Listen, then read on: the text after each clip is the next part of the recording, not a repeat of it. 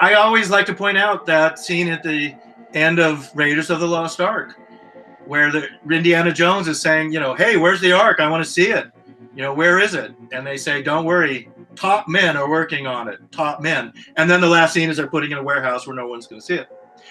And you know, I've concluded that this is what happens. This is very true. Bones of giants and other unusual skeletons.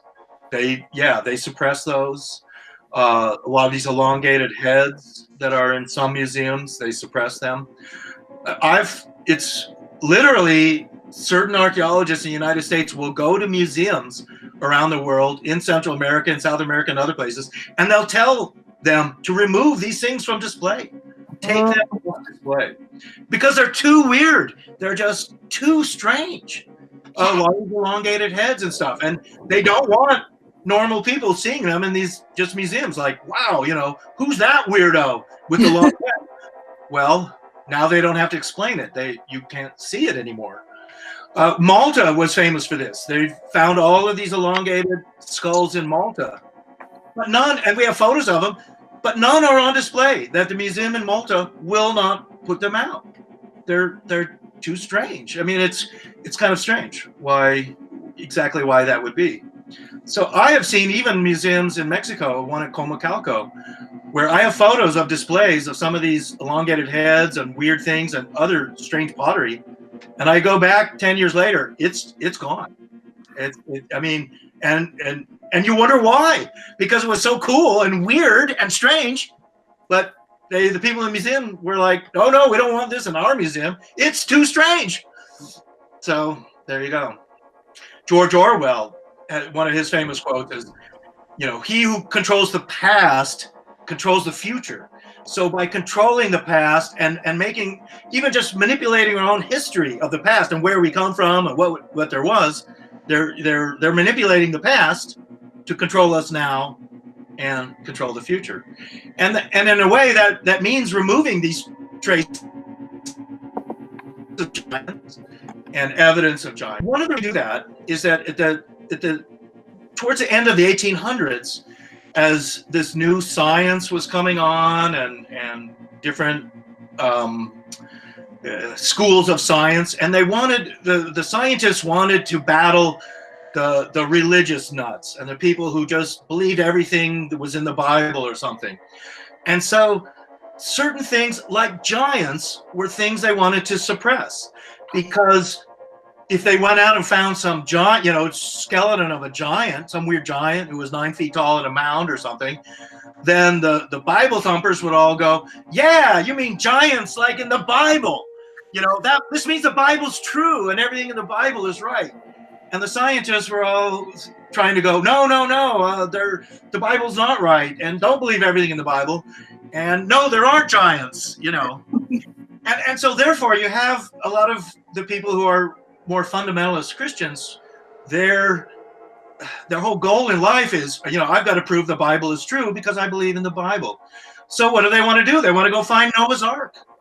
You know, well, if I go to find Noah's Ark up on Mount Ararat, that will prove to everybody that the Bible's true, and you know, we can believe what's in the Bible, and that's all fine. I mean, and so your average person is sort of torn between these two extremes.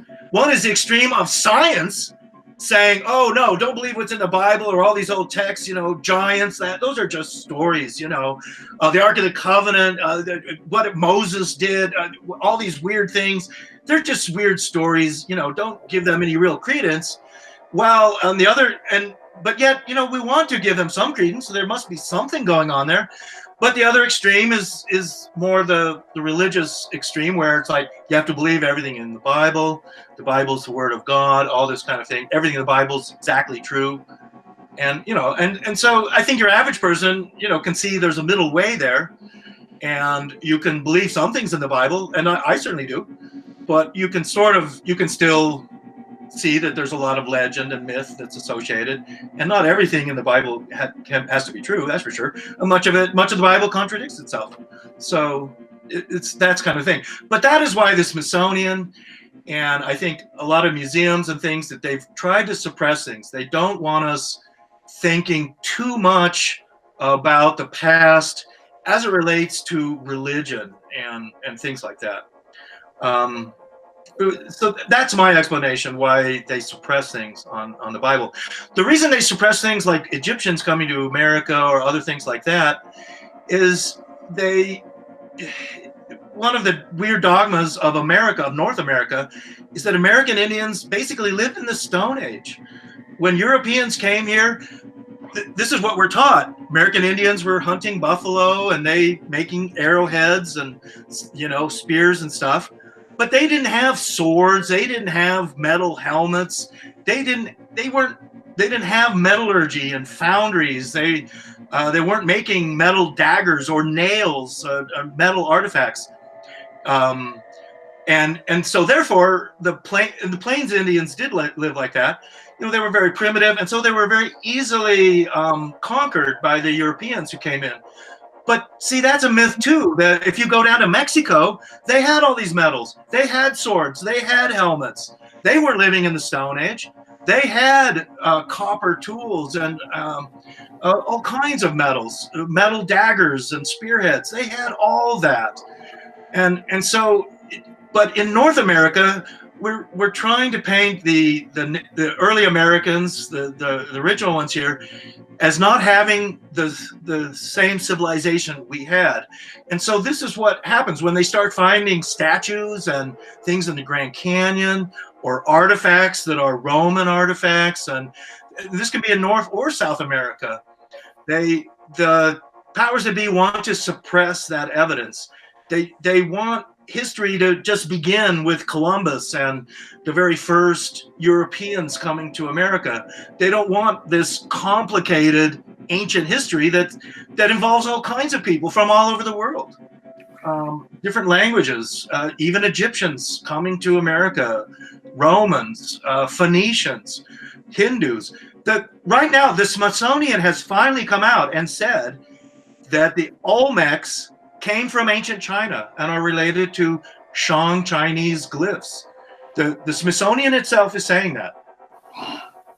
But what's happening is the main other universities aren't going along with that. So the Smithsonian has finally said, yes, ancient Chinese explorers and seafarers crossed the Pacific in boats, came to Mexico, and brought Shang Dynasty script. That script that's in Mexico is coming from China. And that's what the Smithsonian has, they are officially saying that. But what's the problem is the Smithsonian can't get other universities to get on board with this. And it's unscientific. What these universities are saying is that oceans are barriers. You can't just get into a boat, go somewhere. No, there's a big ocean there that's going to stop you from going places. Oceans are these giant barriers. But that's completely false. That's utterly unscientific. Oceans are highways, not barriers. Oceans that's the easy way to go somewhere. Well, flying is easier.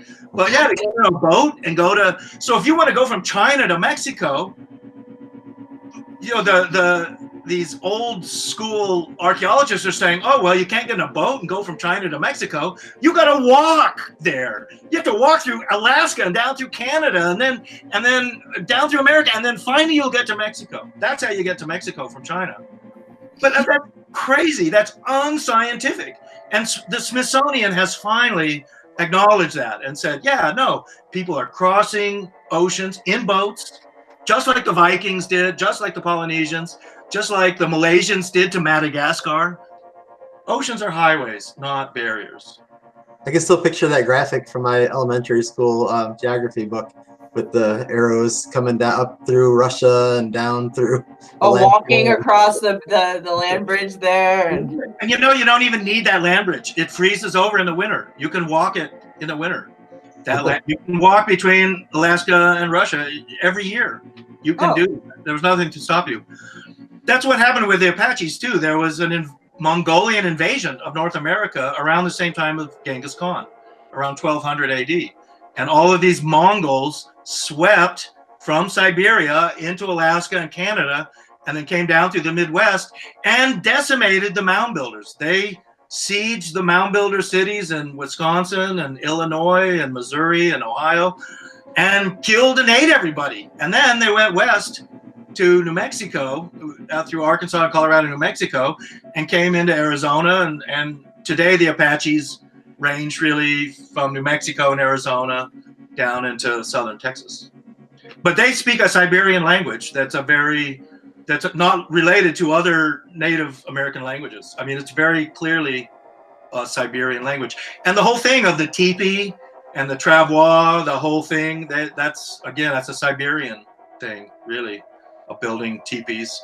And if you go to Mongolia or Siberia, they call them yurts there. Oh, yeah, yurts. Yurts, yeah. And some are circular, but some are just like a teepee. They're exactly like our teepees. In Siberia, they used reindeer as animals to haul, and probably reindeer were used originally to bring some of those guys to Alaska. But by the time they were coming down into the Midwest, they had no animals with them. Dogs would be the only animal that they had. Dogs are good eating too, you know. Look how your cat's at.